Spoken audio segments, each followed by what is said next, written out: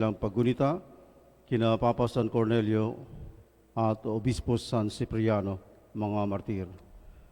At lahat ng ating mga mass intentions, thanksgiving, petition for healing and recovery, at mga pamisa sa mga kaluluwa, naway iakyat silang lahat sa kaharian sa langit dahil sa awa at habag ng Panginoon. Mga kapatid, aminin natin ang ating mga kasalanan upang tayo maging marapat gumanap sa banal na pagdiriwang. Inaamin ko sa makapangyarihan Diyos at sa inyo mga kapatid na lubha akong nagkasala sa isip, sa salita, sa gawa at sa aking pagkukulang. Kaya isinasamo ko sa mahal na Birheng Maria, sa lahat ng mga anghel at mga banal, at sa inyo mga kapatid, na ako'y ipanalangin sa Panginoong ating Diyos. Awan tayo na makapangyarihan Diyos, patawarin tayo sa ating mga kasalanan at patnubayan tayo sa buhay na walang hanggan. Amen. Panginoon, kaawan mo kami. Panginoon, kaawaan mo kami. Kristo, kaawaan mo kami. Kristo, kaawaan mo kami. Panginoon, kaawaan mo kami. Panginoon, kaawaan mo kami. Manalangin tayo.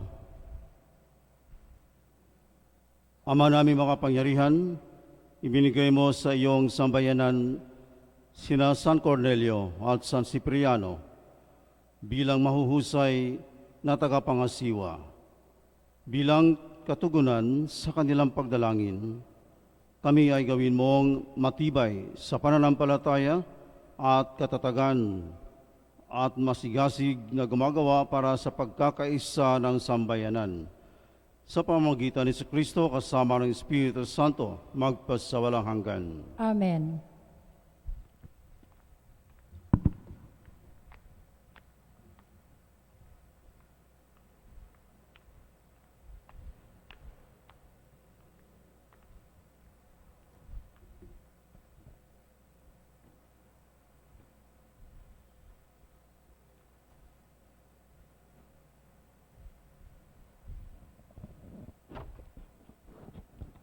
Pagbasa mula sa unang sulat ni Apostol San Pablo sa mga taga-Korinto.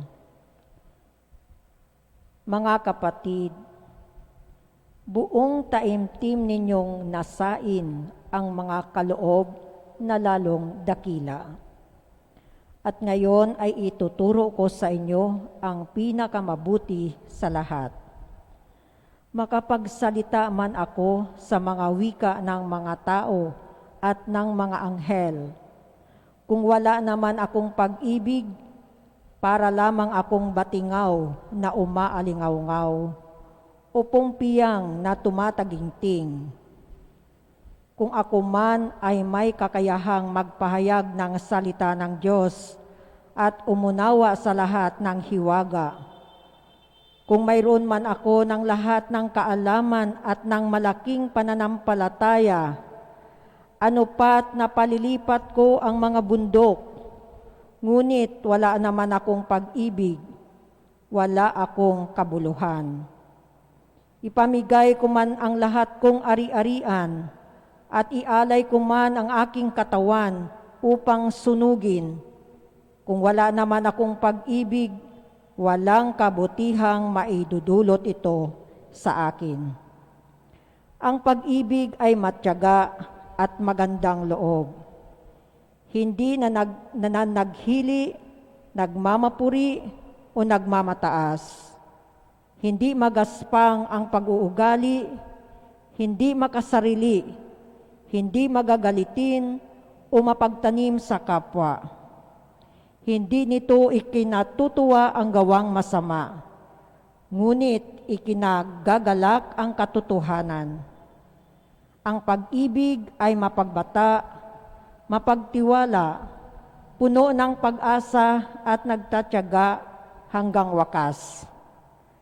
Matatapos ang kakayahang magpahayag ng salita ng Diyos. Titigil ang kakayahang magsalita sa iba't ibang wika.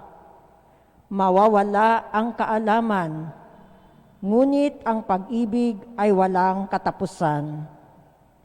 Hindi pa lubos ang ating kaalaman at ang kakayahan sa pagpapahayag ng salita ng Diyos. Ngunit pagdating ng ganap, mawawala ang di ganap. Nung ako ay bata pa, nagsasalita ako at nag-iisip at nangangatwirang tulad ng bata. Ngayong ako ay mayroon ng sapat na gulang, iniwan ko na ang mga asal bata. Sa kasalukuyan, tila malabong larawan ang nakikita natin sa salamin. Ngunit darating ang araw na makikita natin siya ng mukhaan. Bahagya lamang ang nalalaman ko ngayon, ngunit darating ang araw na malulubos ang kaalamang ito tulad ng pagkakilala sa akin ng Diyos. Ang tatlong ito'y nananatili, ang pananampalataya, pag-asa, at pag-ibig. Ngunit ang pinakadakila sa mga ito ay ang pag-ibig. Ang salita ng Diyos. Salamat sa Diyos. Mapalad ang ibinukod na bansang hinirang ng Diyos. Mapalad ang ibinukod na bansang hinirang ng Diyos. Ang Panginoong Diyos ay pasalamatan. Tugtugin ang alpa at awit ay saliwan. Isang bagong awit, awiting malakas, kasaliw ang tugtog ng alpang marilag. Mapalad ang ibinukod na bansang hinirang ng Diyos. Panginoon ay tapat sa kanyang salita at maaasahan ang kanyang ginawa. Minamahal niya ang gawang matapat. Ang pag-ibig niya sa mundo ay laganap. Mapalad ang ibinukod na bansang hinirang ng Diyos. Mapalad ang bansang Panginoon ay Diyos.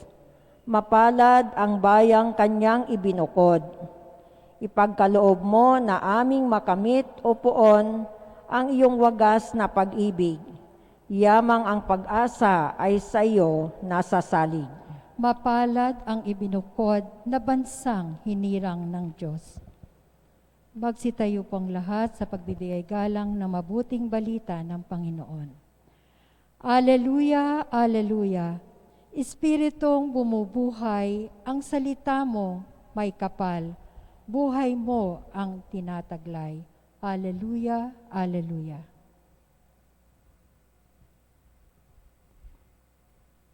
Sumainyo ang Panginoon. At sumainyo rin. Ang mabuting balita ng Panginoon ayon kay San Lucas. Papuri sa iyo, Panginoon. Noong panahong iyon, sinabi ng Panginoon, sa ano ko nga ihahambing ang mga tao ngayon? At ano ang nakakatulad nila? Katulad sila ng mga batang nakaupo sa plaza at sumisigaw sa kanilang mga kalaro, tinugtugan namin kayo ng plauta, ngunit hindi kayo sumayaw. Nanambitan kami, ngunit hindi kayo tumangis. Sapagkat naparito si Juan Bautista na nag-aayuno at hindi umiinom ng alak, at sinasabi ninyo, inaalihan siya ng demonyo. Naparito naman ang anak ng tao na kumakain at uminom tulad ng iba, at sinasabi ninyo, masdan ninyo ang taong ito, matakaw at maglalasing, kaibigan ng mga publikano at ng mga makasalanan.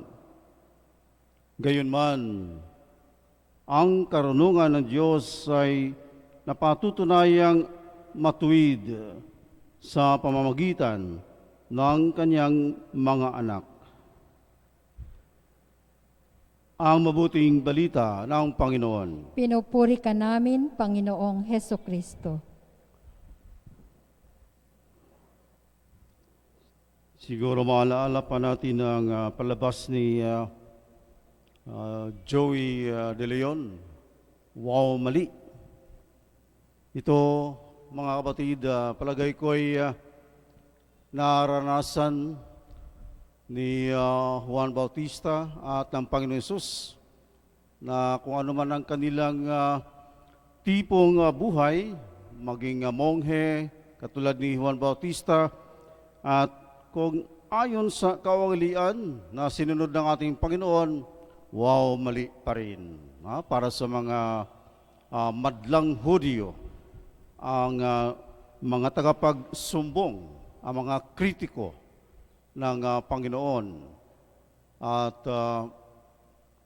kasabay dito ang kanilang mga sakdal laban kay Juan Bautista at sa Panginoon mismo na pawang pambatang pagtanggi lamang o kaya'y kabubutan, in the English word immaturity.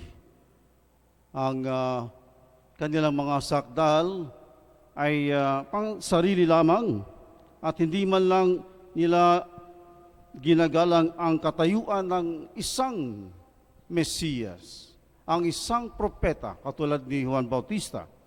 At di nagkakatugmaan ang kanilang mga sakdal kung nagiging tipong monghe ang buhay ni Juan Bautista na sa labas ng natural na sistema. Wow, mali pa rin para sa kanila. Nang si Jesus ay nakikiayon sa kaugalian at nakikilahok sa mga pangkaraniwang tao at lalo na sa mga publikano at mga makasalanan, dahil yan nga ang kanyang misyon, para ligtasin ang mga makasalanan.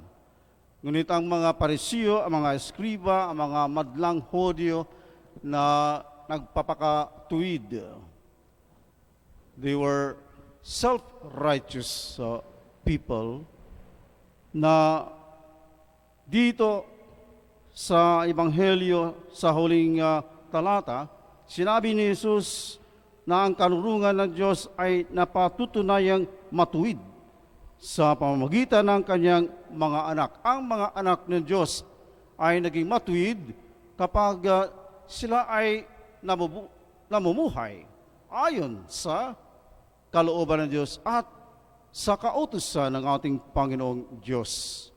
At yan, mga kapatid, nga ay sinabi ni San Pablo na noong ako'y bata pa, nagsasalita ako, nag-iisip at nangangatwirang tulad ng bata.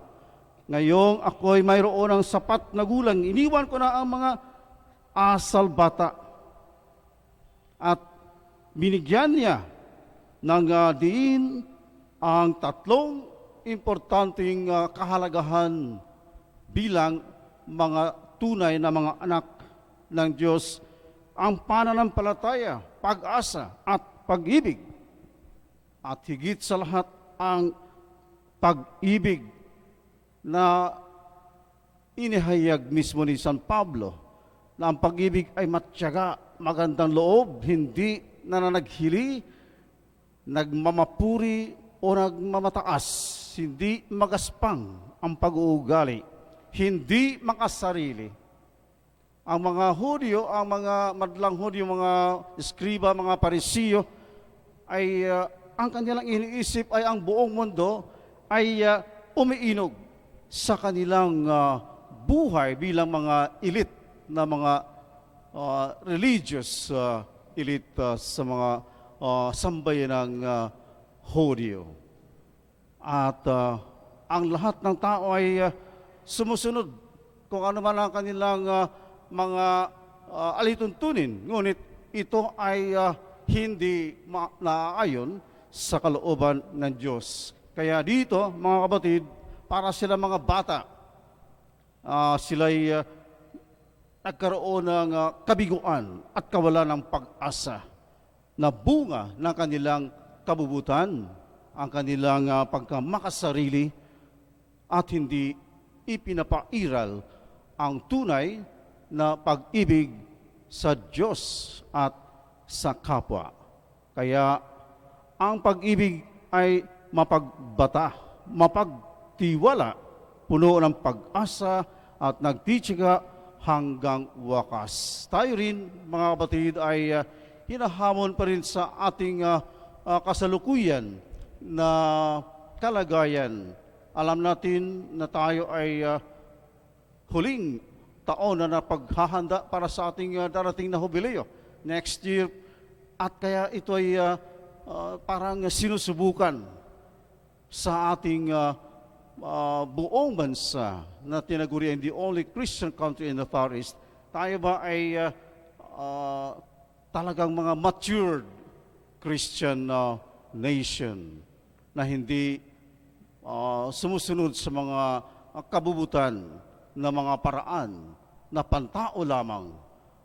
Ngunit naway ipanalangin natin ang buong bansa na magiging tuwid ang ating pagka-Kristiyano, at upang hopefully next year, kung ano man ang mga pangyayari na hindi pa natin alam, naway ito ay isang pagkakataon upang magiging matured tayo, magiging hinog ang ating buhay Kristiyano at pananampalataya pagsapit ng ika-5 siglo ng ating buhay Kristiyano at pananampalataya, upang ang ating pananampalataya ay magiging other-centered for the Lord God and for our fellow human beings, upang ang lahat ay magiging happy at magtamasa ng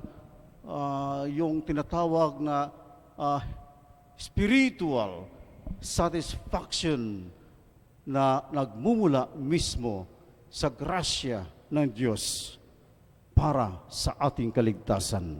Amen.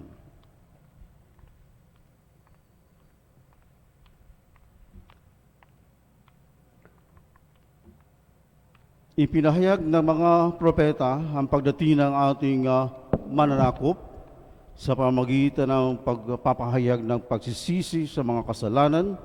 Ipinahayag ni Juan Bautista ang kanyang pagdating sa diwa ng pagsisisi. Manalangin tayo sa tulong ng Diyos, at sa bawat panalangin ng ating pong itutugon, kaibigan ng mga makasalanan, tipunin mo kami sa iyong pag-ibig. Kaibigan ng mga makasalanan, tipunin mo kami sa iyong pag-ibig. Ang simbahan nawa ay patuloy pang umunlad at higit pang humikayat sa mga sumasampalataya sa maluwalhating hapag ng kaharian. Manalangin tayo sa Panginoon. Kaibigan ng mga makasalanan, tipunin mo kami sa iyong pag-ibig. Ang mayayaman at ang dukha nawa ay hindi umiwas sa hamon ng kaharian. Manalangin tayo sa Panginoon. Kaibigan ng mga makasalanan, tipunin mo kami sa iyong pag-ibig. Tayo nawa ay tumugon ng may katapatan sa tawag ng pagbabalik loob. Manalangin tayo sa Panginoon. Kaibigan ng mga makasalanan, tipunin mo kami sa iyong pag-ibig. Lahat tayo nawa ay magtalaga ng ating sarili sa gawaing pangkaharian. Manalangin tayo sa Panginoon. Kaibigan ng mga makasalanan, tipunin mo kami sa iyong pag-ibig.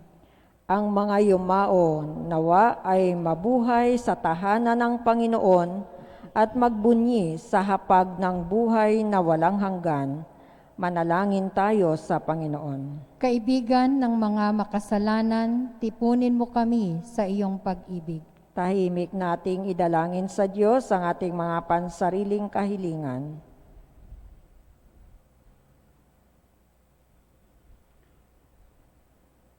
Manalangin tayo sa Panginoon. Kaibigan ng mga makasalanan, tipunin mo kami sa iyong pag-ibig. Ama naming nasa langit, inaanyayahan mo kami upang makapiling ka sa iyong kaharian. Ngayong nananalangin kami para sa iba, tulungan mo kaming may sama sila sa hapag na inihanda ng iyong anak na si Kristong aming Panginoon. Amen.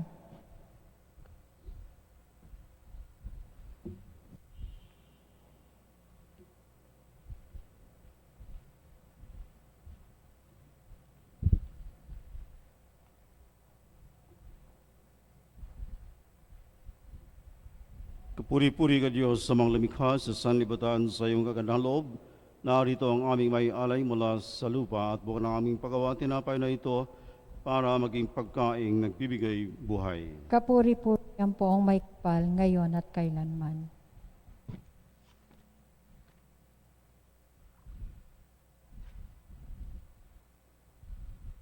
Kapuri-puri ka Diyos sa mga lumikha sa sanlibutan. Sa iyong kagandahan loob, narito ang aming may alay mula sa katas ng ubas at bunga ng aming paggawa ang alak na ito para maging inuming nagbibigay ng iyong Espiritu. Kapuri-puri ang poong may kapal ngayon at kailanman.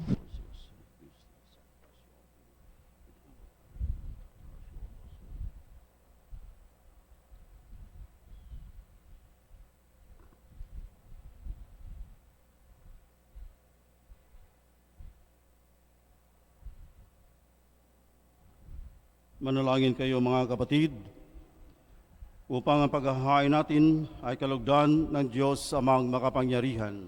Tanggapin nawa ng Panginoon itong paghahain sa iyong mga kamay, sa kapurihan niya at karangalan sa ating kapakinabangan at sa buong sambayanan niyang banal. Ama naming lumikha, tanggapin mo ang mga alay ng iyong sambayanan. Ngayong ginugunita ang tiniis ng iyong mga martir, ang banal na paghahain nagdulot ng kagitingan upang matiis ni na San Cornelio at San Cipriano ang mga pahirap ng kalaban ay magbigay dinawa sa amin ng katatagan sa mga kahirapan sa pamamagitan ni Kristo kasama ng Espiritu Santo magpasawalang hanggan. Amen. Sumainyo ang Panginoon. At sumainyo rin. Itaas sa Diyos ang inyong puso at diwa. Itinaas na namin sa Panginoon. Pasalamatan natin ang Panginoong ating Diyos. Marapat na siya ay pasalamatan. Ama naming makapangyarihan, tunay ngang marapat na ikaw ay aming pasalamatan sa pamamagitan ni Kristo na aming Panginoon.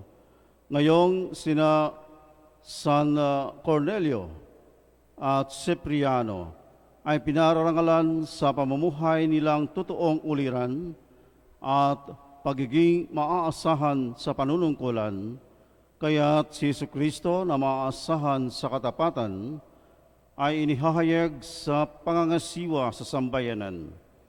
Ang malasakit na mga ulirang tagapangasiwa noon ay nagpapatuloy magpahanggang ngayon sa mga panalangin kanilang iniuukol kaysa ng sambayanan mong dito'y nagtitipon.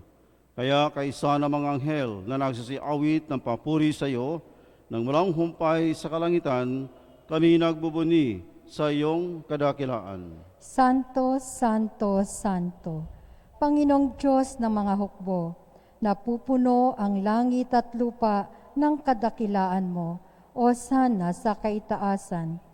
Pinagpala ang naparirito sa ngalan ng Panginoon, hosana sa kaitaasan.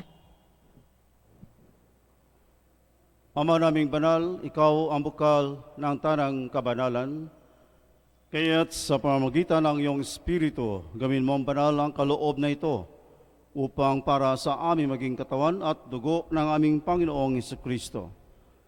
Bago niya pinagtiis ang kusang loob na maging handog, hinawakan niya ang tinapay, pinasalamatan kaniya, pinaghati-hati niya iyon, iniabot sa kanya mga alagad at sinabi, tanggapin niyo lahat ito at kanin. Ito ang aking katawan na ihahandog para sa inyo.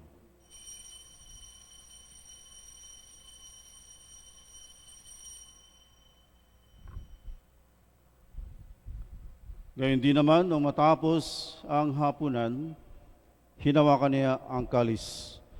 Muli kanyang pinasalamatan. Iniabot niya ang kalis sa kanyang mga alagad at sinabi, tanggapin niyo lahat ito at inumin. Ito ang kalis ng aking dugo ng bago at walang hanggang tipan, ang aking dugo na ibubuhos para sa inyo at para sa lahat, sa ikapagpapatawad ng mga kasalanan. Gawin niyo ito sa pag-alala sa akin.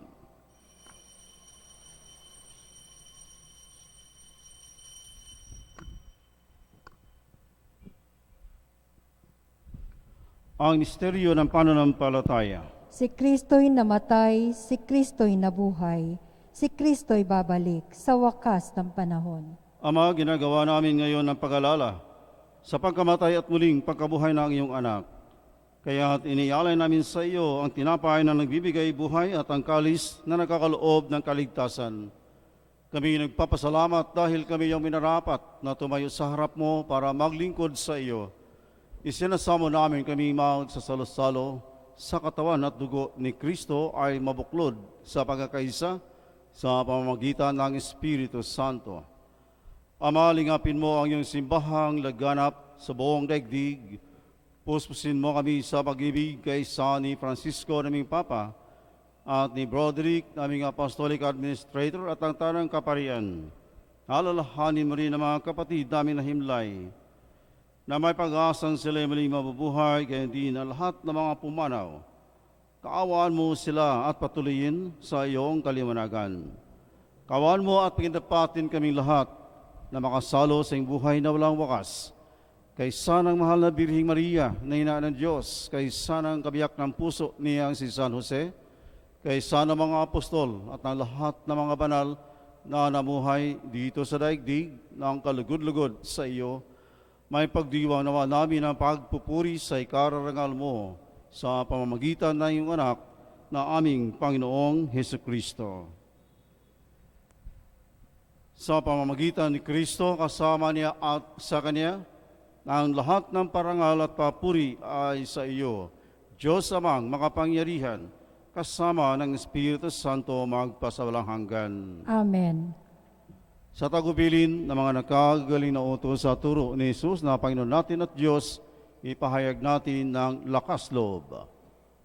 Ama namin, Sumasalangit ka, sambahin ang ngalan mo, mapasa amin ang kaharian mo, sundin ang loob mo dito sa lupa para ng sa langit.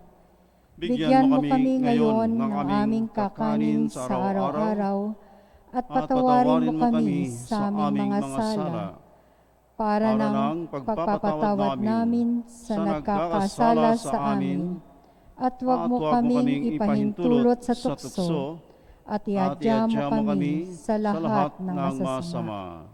Hinihiling namin kami iadya sa lahat ng masama, pagkalooban ng kapayapaan araw-araw, iligtas sa kasalanan at ilayo sa lahat ng kapahamakan. Samantalang aming pinananabikan ang dakilang araw ng pagpapahayag ng tagapagligtas naming si Kristo. Sapagkat iyo ang kaharian at ang kapangyarihan at ang kapurihan magpakailanman. Amen. Panginoong Kristo, sinabi mo sa mga apostol, kapayapaan ang iniiwan ko sa inyo, ang aking kapayapaan ang ibinibigay ko sa inyo. Tunghayan mo ang aming pananampalataya at huwag ang aming pagkakasala. Pagkalooban mo kami ng kapayapaan at pagkakaisa ayon sa iyong kalooban, kasama ng Espiritu Santo magpasawalang hanggan. Amen. Ang kapayapaan ng Panginoon ay laging sumayin lahat. At sumainyo rin. Magbigayin kayo ng kapayapaan sa isa't isa. Kapayapaan sa lahat, mga kapatid.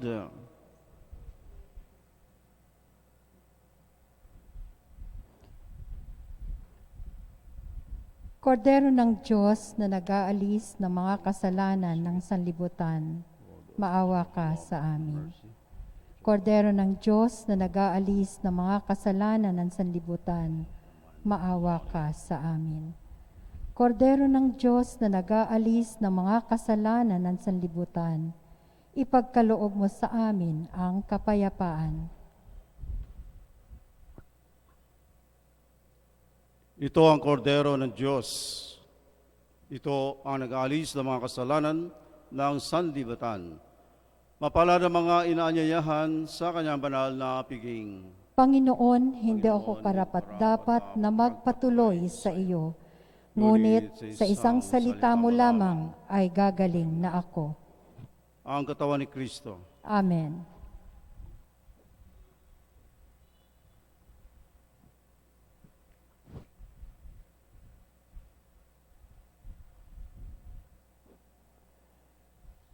Pag-ibig na iyong bigay ay hindi matutumbasan. Laging ikaw ang kanlungan ng iyong bayang hinirang na iyong sinusubaybayan.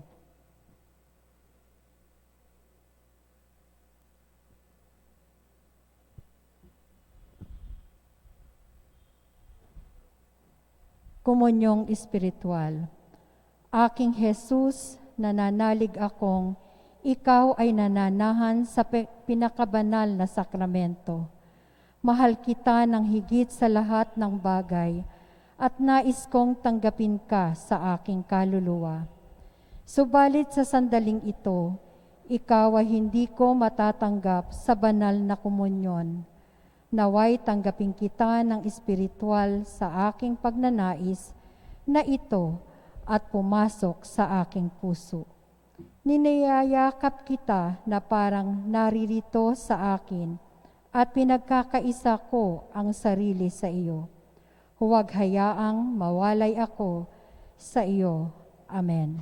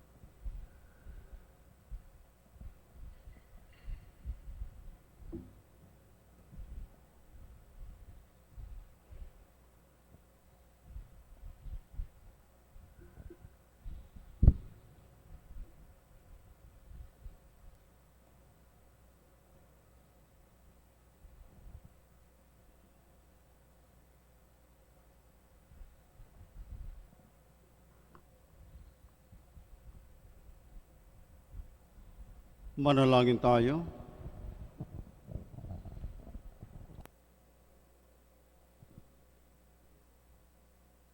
Ama naming mapagmahal, ngayong amin nang napagsaluhan ng haing nagbibigay buhay, hinihiling namin kaming pinaghaharian ng iyong Espiritu ng kagitingan ay maging mga saksi sa katotohanan ng mabuting balita ayon sa halimbawang ipinakita ni San Cornelio at San Cipriano sa pamamagitan ni Kristo kasama ng Espiritu Santo magpasawalang hanggan.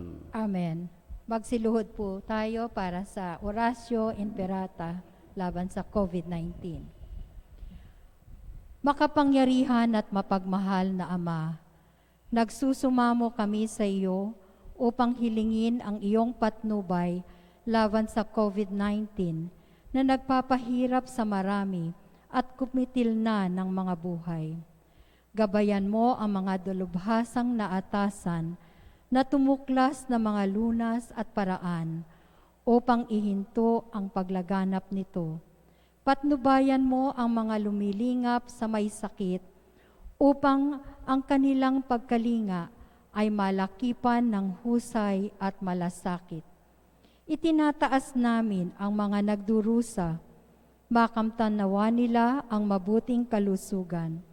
Lingapin mo rin ang mga kumakalinga sa kanila, pagkamitin mo ng kapayapaang walang hanggan ang mga pumanaw na. Pagkalooban mo kami ng biyaya na magtulong-tulong tungo sa ikabubuti ng lahat. Bukawin sa amin ang pagmamalasakit sa mga nangangailangan. Nagsusumamo kami na iyong ihintuna ang paglaganap ng virus at ipag-adya kami sa lahat ng mga takot.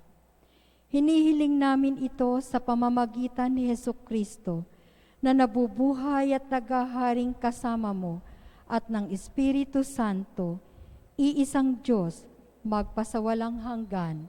Amen. Amen. Dumudulog kami sa iyong patnubay, mahal na ina ng Diyos. Pakinggan mo ang aming mga kahilingan sa aming pangangailangan at ipag-adya mo kami sa lahat ng kasamaan. Maluwalhati at pinagpalang Birhen. Amen. Amen. Maria, mapag-ampon ng mga Kristiyano, Ipanalangin mo kami. mahal na Birhen, mapagpagaling sa may sakit. Ipanalangin mo kami. San Rafael Arcangel, Ipanalangin mo kami. San Roque, Ipanalangin mo kami. San Lorenzo Ruiz, Ipanalangin mo kami. San Pedro Calunsod, Ipanalangin mo kami. San Antonio ng Padua. Ipanalangin mo kami. Amen. Sumainyo ang Panginoon. At sumainyo rin. Pagpalain kayo ng makapangyarihan Diyos, Ama at Anak at Espiritu Santo. Amen. Tapos na ang misa, taglayin ninyo sa inyong pag-alis ang kapayapaan ni Kristo. Salamat sa Diyos. Hail Mary, full of grace, the Lord is with you. Blessed are you among women, and blessed is the fruit of your womb, Jesus. Holy Mary, Mother of God, pray for us sinners, now and at the hour of our death. Amen. Thank you so much for joining this celebration. Good evening to everyone. Good evening po.